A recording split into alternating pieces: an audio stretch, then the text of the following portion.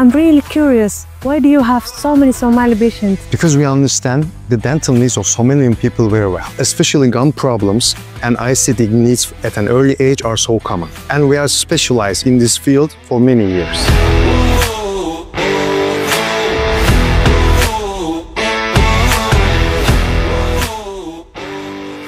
حدا فهمي sababta ay u jecel yihiin Soomaalida mar walbana ay u doortaan MegaDentist.